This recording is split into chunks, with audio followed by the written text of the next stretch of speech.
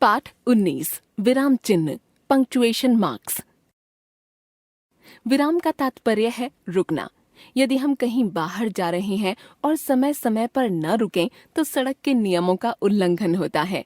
उसी प्रकार जब हम कुछ बोल रहे हैं और यदि बिना रुके कुछ बोलते जाएं तो भावों की अभिव्यक्ति पूर्ण रूप से नहीं हो पाती। जैसे रोको मत जाने दो, रोको मत जाने दो। ऊपर लिखे दोनों वाक्यों को पढ़कर आप स्वयं ही जान जाएंगे कि बोलते समय बीच में रुकना कितना आवश्यक है। विराम चिन्ह के लगने मात्र से भाव बदल जाता है। हमारे मन में अनेक भाव पैदा होते हैं, कभी दुख के, कभी घृणा के और कभी कभी तो प्रश्न पूछने के। इन भावों को बिना रुके या बिना विराम चिन्हों के प्रकट नहीं किया जा सकता। जैसे श्याम ने राम से कहा, आज रास्ते में एक ट्रक व बस की जबरदस्त टक्कर हुई। राम बोला, अच्छा। यहाँ प्रयोग किया गया अच्छा शब्द अपने आप में पूर्ण वाक्य है, जो सुनने वाले के मन की स्थिति को पूर्णतः व्यक्त कर रहा है। अच्छा के बाद लगा विराम चिन्ह वक्ता के विस्मय को प्रकट कर रहा है। इसलिए कहा जा सकता है कि लिखित भाषा में इन चिन्हों की सहायता से हम अपने भावों की अभिव्यक्ति उचित रूप से कर पाते हैं। इन विराम चिन्हों का प्रयोग न करने पर अर्थ का अनर्थ भी हो सकता है। अतः विराम चिन्हों के उचित प्रयोग पर ध्यान देना आवश्यक है।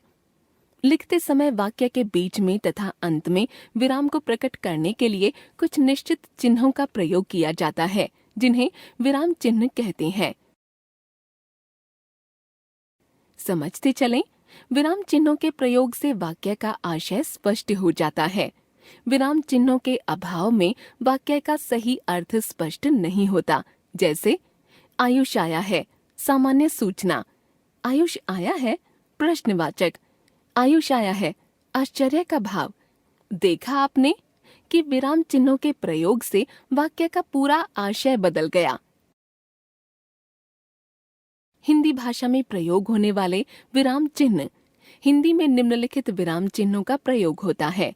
विराम चिन्ह के प्रकार: पूर्ण विराम चिन्ह, अल्प विराम चिन्ह, अर्ध विराम चिन्ह, प्रश्न सूचक चिन्ह, विस्मयादि बोधक चिन्ह, निर्देशक चिन्ह, योजक चिन्ह, उद्धरण चिन्ह, लाघव चिन्ह, कोष्ठक चिन्ह, हंसपद चिन्ह।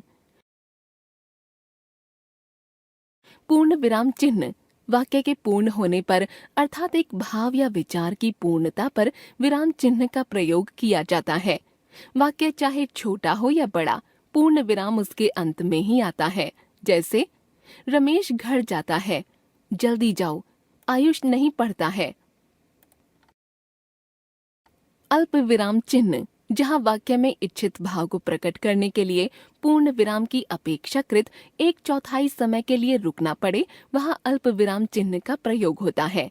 यह चिन्ह निम्नलिखित स्थितियों में प्रयोग किया जाता है: समान स्तर के 2 या 2 से अधिक शब्दों को अलग अलग दिखाने के लिए, जैसे रमेश, अजीत, हरि, प्रणव, अमन, नमन, रमन आदि। संबोधन के बाद, जैसे क, आयुष तुम इधर आओ। ख, देखो मेरी बात ध्यान से सुनो। उद्धरण चिन्ह से पहले, जैसे चाचा जी ने कहा, आज हम लाल किला देखने जाएंगे। पत्र में महीने की तारीख और वर्ष को अलग अलग करने के लिए, जैसे 15 अगस्त 2012, तारीख और सन।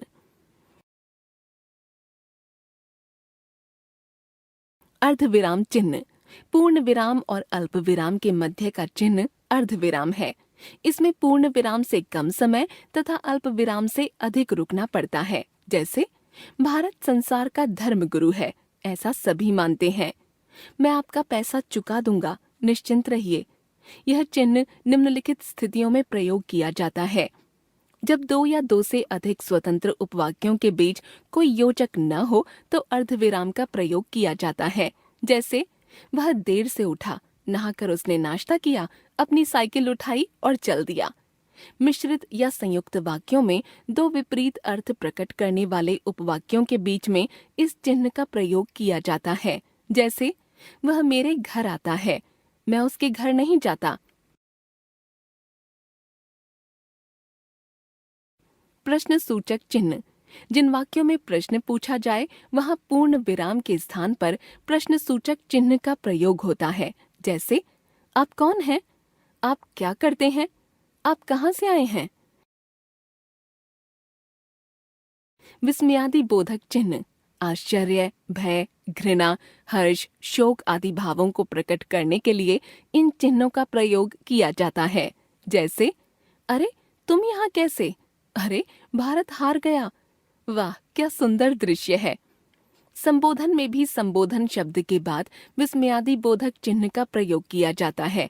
जैसे उपस्थित महानुभावों, बड़े हर्ष का विषय है कि आपने यह कार्य आरंभ किया है।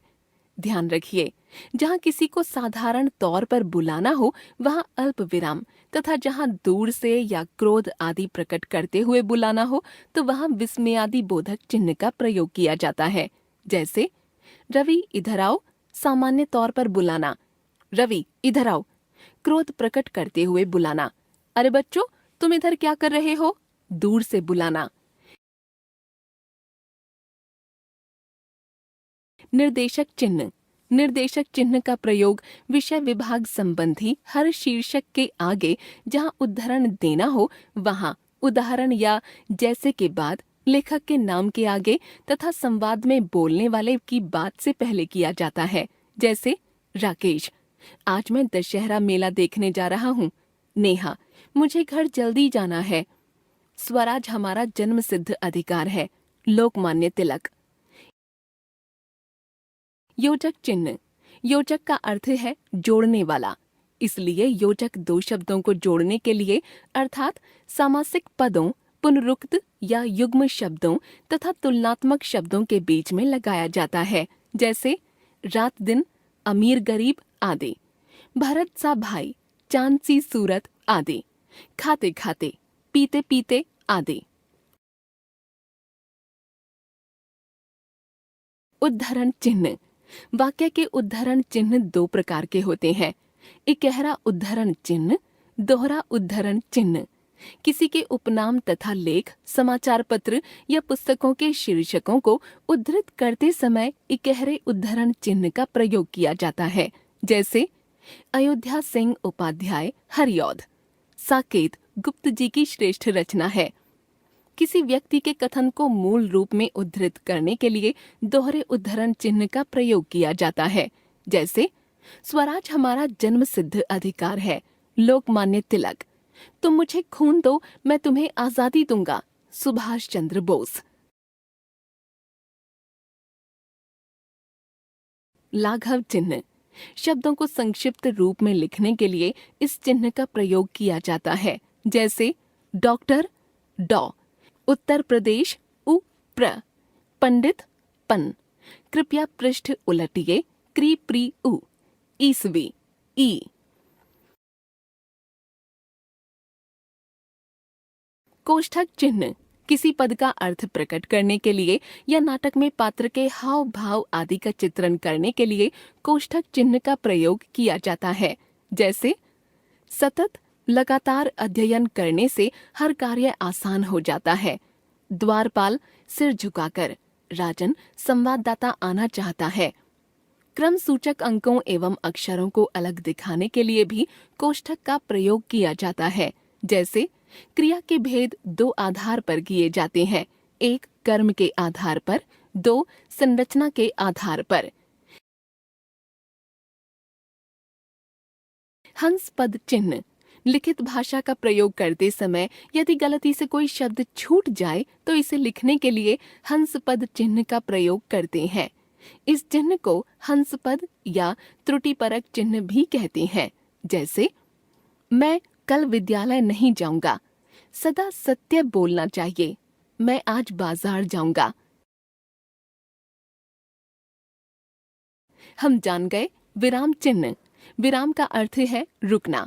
अपने विचारों को भाषा के माध्यम से प्रकट करने हेतु कई स्थानों पर रुकने की प्रक्रिया विराम। भाषा के लिखित रूप में भाव की स्पष्टता हेतु रुकने के लिए निर्धारित चिन्ह विराम चिन्ह। उचित विराम चिन्हों के अभाव में वाक्य अशुद्ध,